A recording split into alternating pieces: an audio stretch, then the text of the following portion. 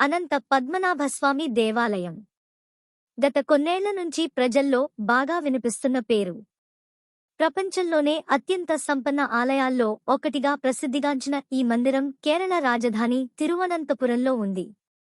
ఈ ఆలయ స్థలపురాణానికి వస్తే, పూర్వం శ్రీ మహావిష్ణువు భక్తుడైన బిల్వమంగళుడు ఇక్కడి సరస్సు వద్ద తపస్సు చేసుకుంటూ ఉండగా అతని వద్దకు ఒక బాలుడు రాగా, ఆ బాలుడికి ఎవరు లేరని తెలియడంతో తన దగ్గరే ఉండమని బాలుడికి ఆశ్రయాన్ని ఇచ్చాడు. అయితే నన్ను ఎప్పుడూ ఇబ్బంది పెట్టకూడదు, అవమానించకూడదు, ఒకవేళ నన్ను ఏదైనా అంటే నేను ఇక్కడి నుండి వెళ్ళిపోతానని ఆ బాలుడు చెప్పడంతో దానికి బిల్వమంగళుడు సరేనని ఆశ్రయాన్ని ఇచ్చాడు. అయితే ఎప్పుడు అల్లరి చేసే ఆ బాలుడి చేష్టలకి ఒకసారి బిల్వమంగళుడు మందలించడంతో ఒక గుహలోకి వెళ్ళిపోతాడు. బిల్వమంగళుడు బాలుడు సరస్సు పక్కన ఉన్న ఒక గుహలోకి వెళ్లడం చూసి బాలుడిని వెతుకుంటూ ఆ గుహలోకి వెళ్లగా చివరకు ఆ గుహ నుండి తిరువనంతపురం పద్మనాభస్వామి ఆలయానికి చేరుకున్నాడు. విష్ణువు 18 అడుగుల ఆదిశేషుడిపై పడుకున్న భంగిమలో ఉన్నట్లుగా బిల్వమంగళతు స్వామియార్కు దర్శనం కలిగింది. ఇదిలా ఉంటే ఆ విగ్రహం కందసరకారతో తయారు అయ్యిందని రాజవంశీయులు చెప్పారు.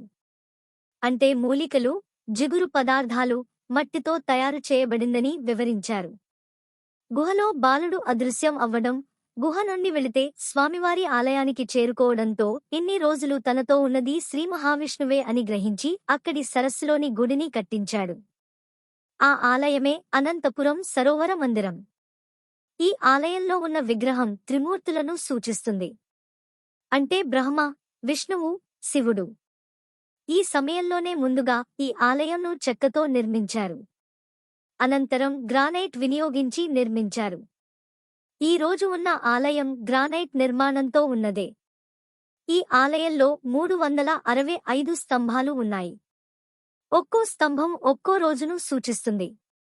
ఇది ఇలా ఉంటే ఈ ఆలయంలో విశేషం ఏంటంటే, ఈ ఆలయ సరస్సులో ఒక మొసలి ఉంటుంది. ఆ మొసలి పేరు బాబియా. అయితే సరస్సులో ఉండే ఈ ముసలి నీటిలోని చేపలను తినదు. శాకాహారమే తింటుంది. అది కూడా ఆలయ పూజారి పెట్టే పరమాన్నం మాత్రమే తింటుంది. ప్రతిరోజు ఆలయ పూజారి ఉదయం, మధ్యాహ్నం భోజనం పెట్టే సమయంలో మాత్రమే ఆ మొసలి సరస్సు నుండి బయటికి వస్తుంది. దాదాపుగా 70 సంవత్సరాలు ఆలయ సరస్సులో మొసలి ఉంటుంది. ఇక్కడ మరొక విశేషం ఏంటంటే, ఈ సరస్సులో ఇది 3వ మొసలి కాగా, ఒక మొసలి చనిపోయిన తరువాత మరొక మొసలి అనేది సరస్సులో కనిపిస్తుంది. ఇక సరస్సు మధ్యలో ఈ ఆలయం ఉండగా, చుట్టూ ఈ సరస్సుకి అనుసంధానంగా సముద్రం, నది వంటివి లేకున్నా ఈ మొసలి ఎటునుండి వస్తుందనేది ఎవరికీ తెలియదు. ఇక ఆలయం కింద మొత్తం 6 నేలమాళిగలు ఉన్నాయి. ఈ నేలమాళిగల్లో బంగారం, వజ్ర వైఢూర్యాలు ఉన్నట్లు తెలుస్తోంది.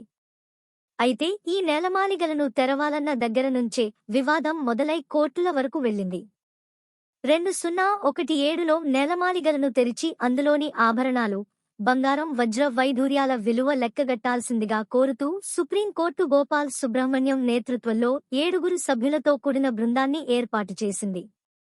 ఇందులో 2 నేలమాళిగలు 130 ఏళ్లుగా తెరవలేదు. మొదటి నేలమాళిగను తెరవగా 1,00,000 కోట్ల రూపాయలు విలువ చేసే నిధులు వెలుగు చూశాయి. ఇక సుబ్రహ్మణ్యం గోపాల్ నేలమాళిగల్లో ఏమున్నాయో ప్రతి అంశాన్ని తన నివేదికలో పొందుపర్చారు. అందులో నెపోలియన్, రోమ్, మధ్యభారత యుగం, బ్రిటిష్ కాలం నాటి బంగారు నాణేలు ఉన్నట్లు గుర్తించారు. ఈ నాణేలు ఉన్న సంచుల బరువు 800 కిలోల వరకు ఉన్నట్లు పొందుపర్చారు. అంతేకాదు ఈ కమిటీ కొన్ని బంగారంతో చేసిన కుండలు, కుర్చీలను కూడా కనుగొంది. ఇక 4x3 అడుగుల గల విష్ణుమూర్తి విగ్రహం కూడా ఉంది.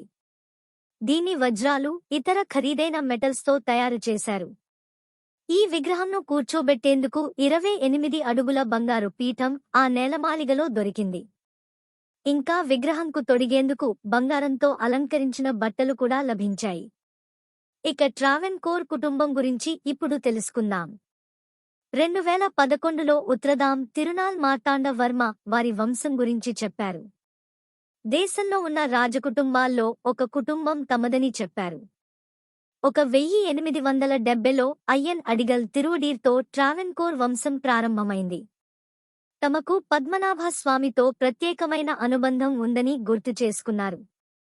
ఆలయంలోకి వెళ్లే ముందు ఎలాంటి పాదరక్షలు ధరించమని, భగవంతుడిని దర్శించుకున్న తర్వాత కూడా కాళ్లను శుభ్రపరుచుకుంటామని చెప్పారు. అంటే ఒక్క ఇసుక రేణువు కూడా తమ వెంట తీసుకెళ్లకుండా జాగ్రత్తపడతామని చెప్పారు.